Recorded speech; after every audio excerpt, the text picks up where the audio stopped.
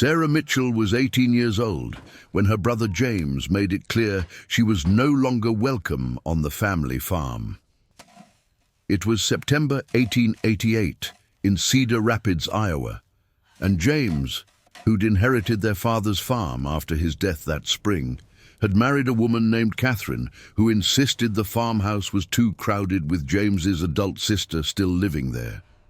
Sarah's mother had died when she was 12 from complications of pneumonia. Her father, Thomas Mitchell, had raised both children alone, working the 160-acre farm.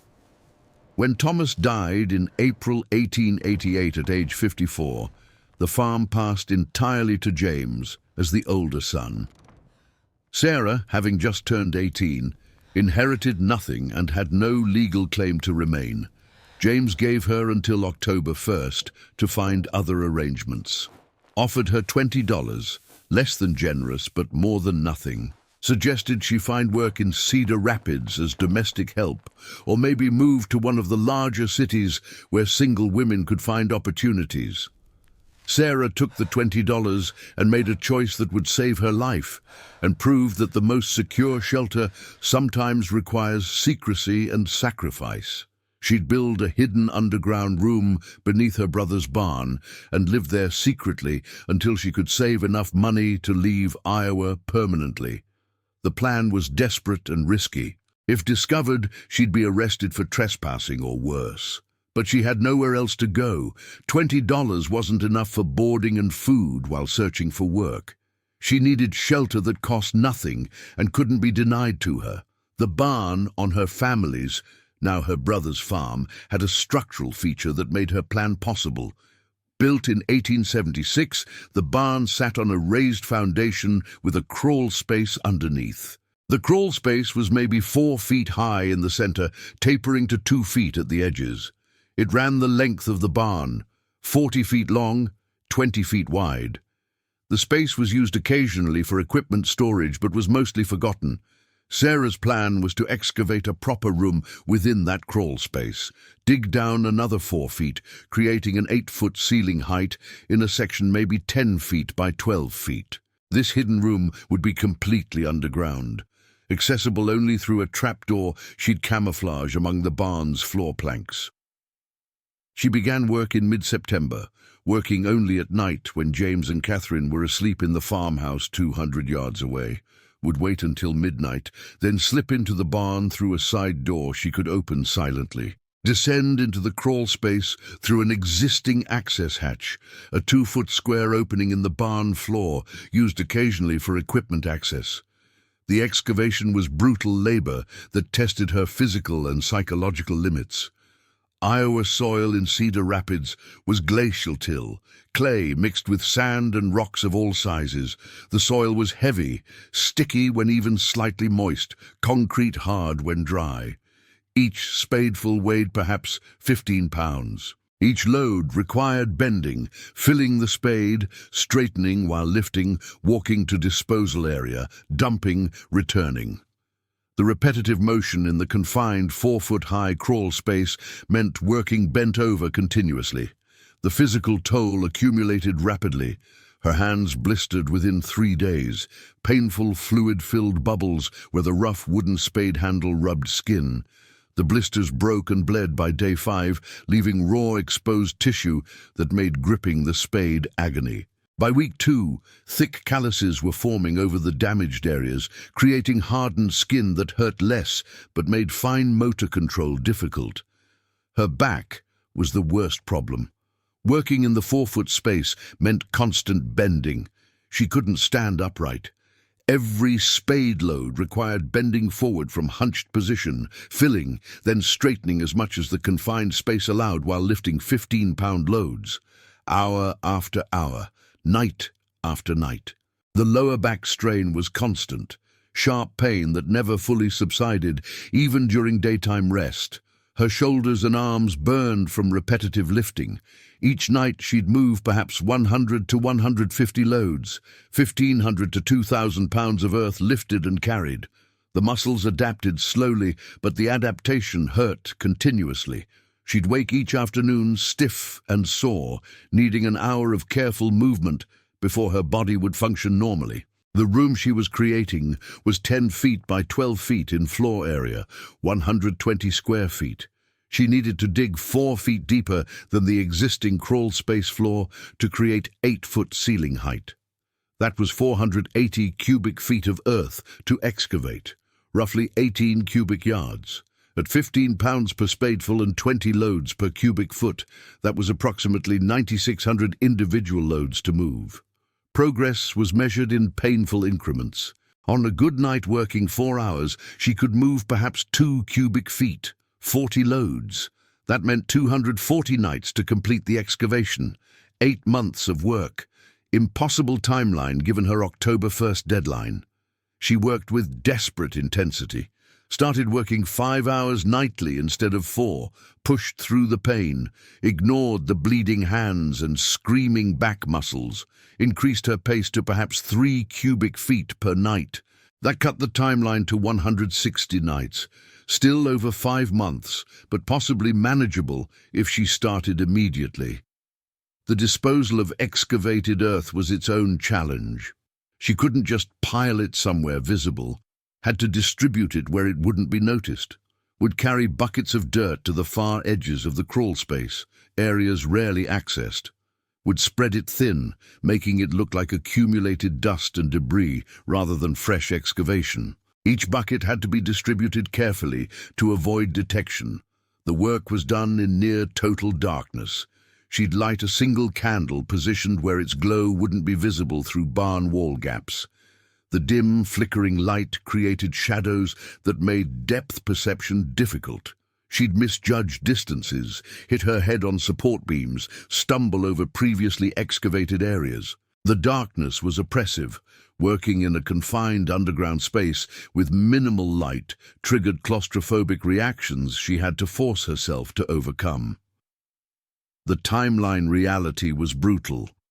She began excavation September 10th.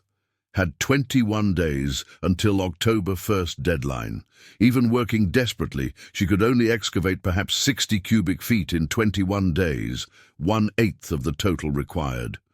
The room would be nowhere near completion when she had to leave the farmhouse. She made the critical decision. She'd move into the partially excavated room on October 1st as planned, then continue excavating while living in the incomplete space. Dangerous. Working in the room where she slept increased discovery risk, but necessary. On October 1st, the deadline James had given her, she moved out of the farmhouse as instructed. Told James she'd found boarding in Cedar Rapids, packed her few possessions, left the farm visibly, walking toward town with her bag. Then circled back after dark, entered the barn through the side door, descended through the access hatch into her partially completed underground room. This was now her home, a 6-foot-high chamber beneath the barn floor, incomplete, barely livable, but hidden. She continued excavating at night for another 3 weeks, deepening the room to full 8-foot ceiling height. The work was slower now. Had to be more careful about noise since she was living in the space and couldn't risk discovery. But by late October, the room was complete. 10 feet by 12 feet, 8 feet high at the center, 120 square feet of hidden living space. The room was primitive, earthen walls and floor. No windows, existed in complete darkness except when she lit candles. No heating except body warmth and the minimal warmth that seeped down from the barn above. Access only through the camouflaged trapdoor in the barn floor that she'd carefully positioned to look like ordinary planking. For furnishing, she used items salvaged before leaving the farmhouse. A straw-filled mattress, 2 blankets, a small wooden crate for table, candles and matches, a bucket for waste that she'd empty into the woods at night. Minimal food supplies she could supplement by working odd jobs in Cedar Rapids. The psychological challenge was extreme and deteriorating as weeks passed. Living underground in darkness tested her mental stability in ways physical hardship never could. The complete isolation, the constant darkness, The fear, the depression, all combined into psychological pressure that threatened to break her completely. The darkness was absolute when candles weren't lit. Not the darkness of a moonless night where eyes eventually adjust. True, complete absence of light from being 8 feet underground with no windows, no light sources, surrounded by earth. She couldn't see her hand an inch from her face. Navigation was purely by touch and memory of the room's layout she'd excavated herself. She'd wake in darkness, no dawn light to mark morning. Would lie in darkness trying to estimate time, had learned to judge roughly by her body's rhythms and the muffled sounds from the barn above. When she heard James entering the barn for morning chores, his footsteps directly overhead making floor planks creak, she knew it was around 6 a.m. When she heard him leaving for evening, around 6 p.m., she knew night was coming. The isolation was profound and worsening. No human contact outside her dishwashing job, no conversation, no companionship. She'd spend 18 to 20 hours daily in the underground room with only her own thoughts. The human mind isn't designed for this level of isolation. She began experiencing symptoms of sensory deprivation. She'd talk to herself constantly, full conversations where she'd play both roles, ask questions aloud, answer them in different voice, argue with herself about decisions. The practice helped maintain language skills and sanity, but also highlighted how thoroughly alone she was. The only voice she heard was her own echo. She developed imaginary companions, not consciously at first, but gradually. Would imagine her dead mother sitting in the corner offering advice. Would have conversations with this imaginary presence. Knew intellectually that her mother wasn't there, but found the imaginary dialogue comforting. The line between deliberate imagination and actual hallucination was blurring. The physical sensations of underground living were oppressive. The air was always slightly stale. The ventilation hole she'd created provided fresh air, but not enough circulation to feel truly fresh. The space smelled of earth and dampness and her own body odor from working in the cramped space. The dampness was constant, not wet. The earth at 8 feet depth was actually drier than surface soil, but humid enough that everything felt slightly damp. Her blankets, her clothes, the straw mattress, nothing ever fully dried. The humidity combined with 48-degree temperature created conditions where she was always cold and clammy. The sounds were disturbing in their intimacy and invasiveness. She could hear everything happening in the barn above. James's footsteps, Catherine's voice when she visited, the animals moving in their stalls, rats scurrying through the barn walls and occasionally dropping into her crawl space area. Water dripping somewhere in the barn, wind making the structure creak. Most disturbing were the conversations she'd hear through the floor planks. James and Catherine would stand directly above her hidden room, talking about farm business, their marriage, their plans. She'd hear Catherine complaining about farm life, talking about how glad she was that James's sister finally left, discussing their future as if Sarah had ceased to exist. The rage this created was consuming. She'd lie on her straw mattress 8 feet below them, listening to them discuss her absence with relief, knowing she was surviving in conditions they couldn't imagine directly beneath their feet. The powerlessness and anger would build until she'd have to bite her blanket to avoid screaming. The depression intensified as October turned to November. The short autumn days meant she'd wake to darkness, work in darkness if she worked in her room, emerge into barn darkness, walk to Cedar Rapids in pre-dawn darkness, return to darkness. Entire days would pass without seeing sunlight. The vitamin D deficiency and psychological impact of never seeing sun was measurable in her deteriorating mood. She began having dark thoughts. Wondered if discovery might actually be relief. Imagined James finding her, arresting her, putting her in actual jail where at least there'd be light and other people. Wondered if dying might be easier than continuing this underground existence. had to actively fight against the suicidal ideation that crept in during the darkest moments. But she survived through October and November, would sleep during day in the underground room, emerge at night through the trapdoor, exit the barn silently, walk the 5 miles to Cedar Rapids, work washing dishes at a boarding house for 50 cents per shift, walk back before dawn, descend into her hidden room, sleep. The cycle repeated endlessly. She saved every penny. 50 cents per shift, maybe 4 shifts weekly, meant $2 weekly income. In 6 months, she'd have $50, enough to buy train passage to Chicago or St. Louis and have starting funds for a new life. December brought cold that made survival nearly unbearable. The underground room, while insulated by earth, had no heating. Temperature in the room hovered around 45 to 50 degrees, the natural earth temperature at that depth. Uncomfortably cold, but not quite freezing. She'd sleep in all her clothes under both blankets, shivering through the nights. Her brother's farm continued operating above her head. Completely unaware, James would work in the barn daily, standing on floor planks directly above her hidden room. Catherine would sometimes bring him lunch in the barn. Their voices would filter down through the floorboards. Sarah could hear everything they said, while remaining invisible below. The isolation was destroying her psychologically. She'd spend 18 hours daily in complete darkness, alone with her thoughts. Would talk to herself just to hear a human voice.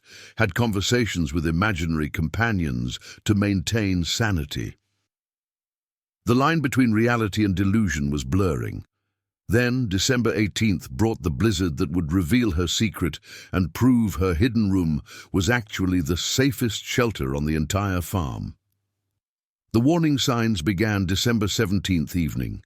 Temperature dropped from 20 degrees at noon to 5 degrees by 6 p.m. to -10 by midnight. The drop was too rapid, too sustained.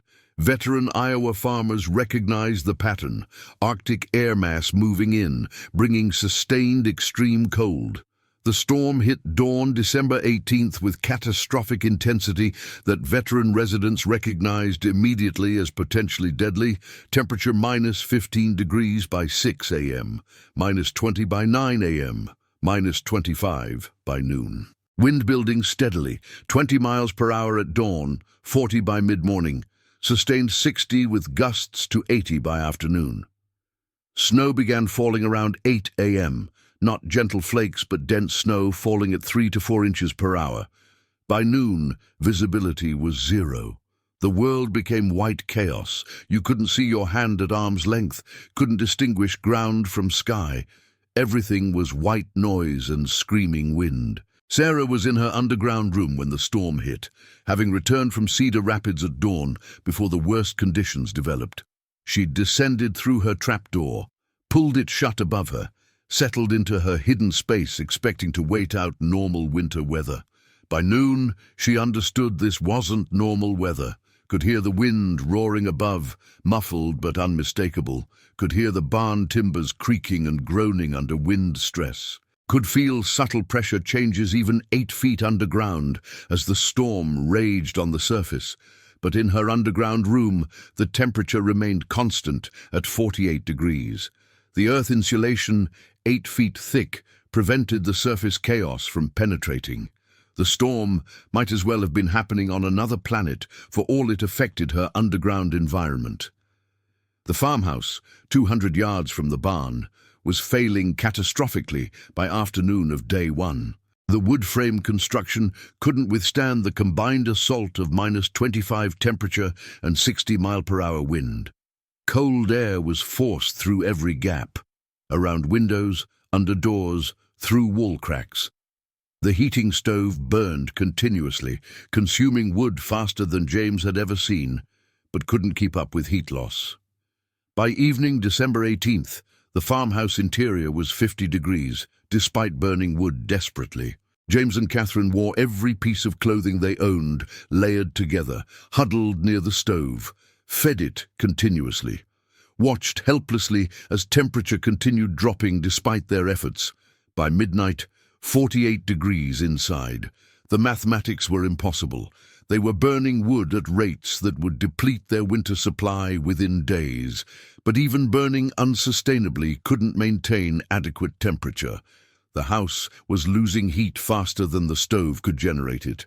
By dawn day 2, December 19th, 42 degrees inside, Catherine was showing early hypothermia symptoms, shivering violently, confused speech, difficulty with fine motor tasks. James knew they'd die if they stayed in the house, needed different shelter, remembered the barn was larger, might retain heat better, had hay that could provide some insulation. At 8 a.m. December 19th, with the blizzard still raging at full intensity, James made the decision to move them to the barn.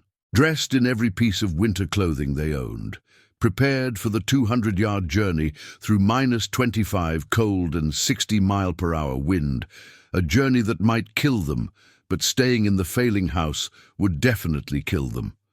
They left the farmhouse and entered hell. The wind hit like physical blows, snow so dense they couldn't breathe without inhaling it. Cold so intense that exposed skin froze within seconds. They held hands desperately, terrified of separation, fought through waist-deep drifts. The 200 yards felt like 2 miles. 15 minutes later, they reached the barn. James pulled open the main door with difficulty against wind pressure. They stumbled inside, collapsed on the hay-covered floor, frost-covered, hypothermic, barely conscious. The barn was maybe 32 degrees, barely warmer than outside but protected from wind. Not adequate for survival. They'd freeze more slowly here than in the wind, but still freeze eventually. Sarah, in her underground room directly beneath where they'd collapsed, could hear everything. Heard the barn door slam open, heard 2 bodies collapse on the floor, the impact transmitted through the floor planks above her ceiling, heard desperate gasping breathing, heard Catherine's confused mumbling, the vocal disorientation of advanced hypothermia. She listened in darkness, her own heart pounding. Her brother and his wife were dying 8 feet above her head. She could save them by revealing her presence, or she could remain hidden and let them die, revenge for the months of underground suffering they'd caused through their rejection. She listened to James trying to build a fire from loose hay and wooden scraps, heard him fumbling with matches, heard repeated attempts failing as the damp materials wouldn't ignite, heard his increasingly desperate cursing, heard Catherine's breathing becoming slower, shallower, the dangerous respiratory depression of severe hypothermia. Sarah faced the choice that would define who she was: revenge or humanity, justice or mercy. Let them die or reveal herself. She chose to be better than they'd been to her. Pushed open the camouflaged trapdoor in the barn floor, the hidden entrance she'd carefully concealed with perfect craftsmanship, climbed up into the barn's frigid air, stood before her brother and sister-in-law. James looked up with eyes that couldn't process what he was seeing. Sarah, his sister, who'd left months ago, standing in his barn, emerging from the floor, like a ghost rising from earth.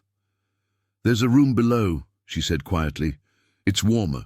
You'll survive there. Come down." James was too hypothermic to question, too desperate to resist. Catherine was barely conscious. Sarah helped them descend through the trapdoor, guided their feet to the ladder rungs, supported their weight, eased them down into her secret underground room. The 48-degree space felt genuinely warm after hours in the 32-degree barn and the -25 outside. James and Catherine collapsed on Sarah's straw mattress. She wrapped them in her 2 blankets, her only blankets, leaving herself nothing. Watched color slowly return to their grayish skin as the stable underground temperature prevented further heat loss. For 3 days, they sheltered in Sarah's hidden room while the blizzard raged above with unrelenting fury. 3 people in 120 square feet, impossibly cramped, uncomfortable but survivable. The underground room maintained its constant 48 degrees through the entire storm, while surface temperature ranged from -20 to -30 degrees. The physical arrangements were challenging. One straw mattress for 3 people, 2 blankets total. Sarah had given both blankets to James and Catherine initially, leaving herself with nothing. But as they recovered from immediate hypothermia danger, they insisted she share. 3 people lying side by side under 2 blankets on a mattress designed for one. The intimacy was awkward and forced. Sarah had lived alone in this space for 3 months, existing in isolation. Now she was sharing it with the 2 people responsible for that isolation. The psychological complexity was overwhelming. She'd saved their lives. They were grateful but also shocked, confused, struggling to process that Sarah had been living beneath them all along. The first full day, December 19th, James and Catherine mostly slept, recovering from hypothermia and exhaustion. Sarah stayed awake watching them, ensuring they were breathing normally, checking for signs of frostbite on their fingers and toes. Found minor frostbite on James's left-hand fingers and Catherine's nose. Painful, but not severe enough to cause permanent damage. The second day, December 20th, they were alert enough to talk. James finally asked the questions Sarah had known were coming. "How long have you been living here?" "Since October 1st, the day you told me to leave, 3 months. You've been underneath us this whole time, living in a room we didn't know existed." "Yes, I excavated it working nights before October 1st, then continued excavating while living here. Took 6 weeks total to complete the room. I've been here every day since then, except when working in Cedar Rapids." Catherine's voice was quiet, ashamed. "We talked about being glad you'd left. Talked about our plans, right above where you were lying. You heard everything." "Yes, I heard everything. Every conversation, every complaint about how crowded the farmhouse had been, every discussion about your relief that I was gone. I heard it all lying 8 feet below you." The silence that followed was heavy. James struggled with the reality of what Sarah had endured because of his and Catherine's rejection. Catherine cried quietly, understanding the cruelty of their words being heard by the person they'd dismissed. "Why didn't you reveal yourself before?" James asked. "Because this was survival, not preference. If you'd known I was here, you'd have forced me out or arrested me for trespassing. I needed this space to save money for train passage out of Iowa. Needed to stay hidden until I had enough to leave permanently. I wasn't planning to live here forever, just long enough to escape." "Why did you save us?" Catherine asked. "After how we treated you, you could have let us die. Would have been justified revenge." "Because I'm better than you were to me," Sarah said simply. "You rejected me when I needed family. I chose humanity when you needed saving. That's the difference between us." The third day, December 21st, the storm finally began breaking. Wind dropped from 60 to 40 to 20 miles per hour. Snow reduced from 4 inches per hour to occasional flurries. Temperature remained brutally cold, but the worst had passed. They emerged from the underground room that afternoon, climbed up through the trapdoor into the barn, then fought through the drifts to the farmhouse to assess damage. The farmhouse was devastated. Interior temperature was 28 degrees, below freezing despite being enclosed. Every window was frosted over completely. The heating stove had burned out days ago. The accessible firewood was completely depleted. 2 of their livestock had frozen to death in the barn during the first night before Sarah brought them into the underground room. James stood in his frozen farmhouse, understanding the complete reversal of their situations. He owned this farm, 160 acres and all structures. Sarah owned nothing, but she'd created shelter that had outperformed his house, had survived conditions that had nearly killed him, had saved his life despite having every reason to let him die. "I was wrong about everything," he said quietly, looking around the frozen house that had failed so catastrophically. "Wrong to give you nothing when Father died. Wrong to force you out. Wrong to assume you couldn't survive. You built something better than what I inherited. built it from nothing while I squandered what was given to me. Sarah could have been bitter, could have demanded the farm, could have pointed out that she'd proven herself more capable than he'd ever been. Instead, she was clear about her intentions and boundaries. Your apology doesn't change the past 3 months, doesn't erase the isolation, the fear, the depression of living underground like an animal, doesn't undo the psychological damage of hearing you celebrate my absence while I lay beneath you. I'm grateful you survived, but I'm not staying. I've saved $42 now. I'm leaving Iowa. You can keep this farm. The hidden room proves I can survive anything. I don't need your charity or your guilt. Let me give you money, James offered desperately. Let me help. I owe you your life twice over, once for forcing you into this situation, once for saving me from consequences of my choices. I don't want your money. I want to leave knowing I did this myself, that I survived through my own intelligence and work. Your money would taint that accomplishment. I'll leave with the $42 I earned. That's enough. She left in January 1889, took train passage to Chicago, found work, built a life, never returned to Iowa or contacted James again.